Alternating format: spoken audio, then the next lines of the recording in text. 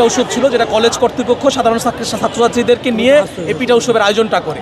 তো এখানে হঠাৎ করে আমরা দেখি যে নাসিরউদ্দিন পাটোয়ারি প্রায় 40-50 জন লোক নিয়ে গেট যে ঢুকতেছে। তখন আমি গেটের সামনে আসি, আমি কলেজ ছাত্রদলের প্রতিনিধি, আমার একটা দায়িত্ব, আমার কলেজে একজন নির্বাচনী প্রচারণ করতে আসবে, আমার তাকে ওয়েলকাম করে। আমি তাকে সালাম দিছি, আমি বলছি ভাই আপনি আমার কলেজে আসছেন, আপনাকে স্বাগতম, কিন্তু ভাই আমাদের কলেজে আজকে একটা প্রোগ্রাম চলতেছে, আপনি কি ইনভাইটেড, আপনাকে কেউ দাওয়াত দিছে? সে বলে যে না ভাই দাওয়াত দিচ্ছেন, আমি কেমন আসতে পারি না। আমি ঠিক আছে ভাই, আপনি আসলে আপনি 2 জন নিয়ে আমার কলেজে আসেন, এতগুলো লোকজন নিয়ে বহিরাগত লোকজন নিয়ে আপনি আমার কলেজে ঢুকেন না, এটা কলেজের বিশৃঙ্খলা তৈরি হবে। আর আপনি যেহেতু আসছেন, আপনার কাছে আমার কিছু কথাও আছে, আপনাকে পাইছি, এটা আমার ভালো হয়েছে, আমি কিছু জিজ্ঞেস করবো আপনাকে। আপনি যেমন জুলাই যোদ্ধা, আমি ঠিক এইভাবে কথা বলছি, আপনি যেমন জুলাই যোদ্ধা, আমরা এখানে যারা আছে আমরাও জুলাই যোদ্ধা। আমরা শান্তিনগর, কাকরাইল এই অঞ্চলটাতে আমরা আন্দোলন করছে এবং আমার কলেজ থেকে একজন শহীদ হয়েছে, যেটা আপনারা একবারও শহীদ আব্দুল্লাহ, যেটা আপনারা একবারও খোঁজখবর রাখেন নাই।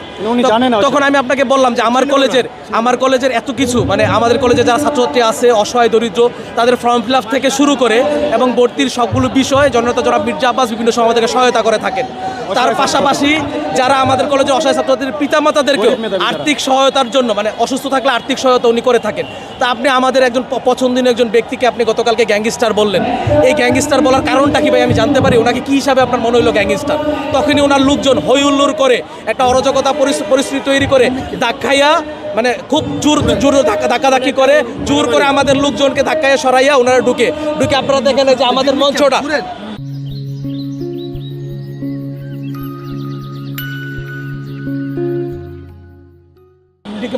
আমাদের এই মঞ্চটাই ব্যাকড্রপটা ওনারা ভেঙে ফেলে। এই যে আপনারা দেখেন ব্যাকড্রপটা, আমি তখনও নাসিরউদ্দিন পাটোয়ারিকে ছাড়ি নাই, কারণ ওনার উপরে একটা আঘাত আসলে আমি জানি মির্জা আব্বাসের বদনাম হবে, ওনারা মির্জা আব্বাসের উপরে ক্লেম করবে। আমি নাসিরউদ্দিন পাটোয়ারি ছেড়ে শীতাম, এরপরে ওনারা উপরে উঠে দাঁড়াইছে, আমি ওনার পাশে ছিলাম সর্বক্ষণ, যেন কেউ কোনো অপ্রীতিকর পরিস্থিতি তৈরি করতে না পারে। এর মধ্যে ওনার পরিকল্পিত লোকজন, ওনার সাথে যারা ছিল তাদের থেকে ওনারা ডিম মারাইছে। এই যে দেখেন আমার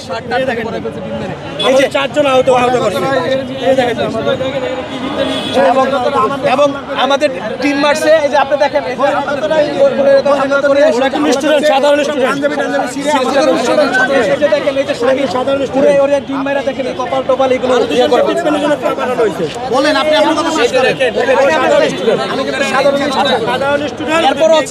এরপরে 19 জন এইগুলোর পর উনি মিডিয়া ফাইট দিতে গেছে, উনি তখন আবার মির্জা আব্বাস নিয়ে উল্টাপাল্টা মন্তব্য করছে। আমি বলতেছি নাসির ভাই, আমি ওনার পাশে ছিলাম, আমি বলছি নাসির ভাই আপনি দেখেন আপনি কেন উল্টাপাল্টা কথা বলতেছেন, আমরা তো আপনার পাশে ছিলাম, আপনার লোকজন এই পরিস্থিতি তৈরি করছে।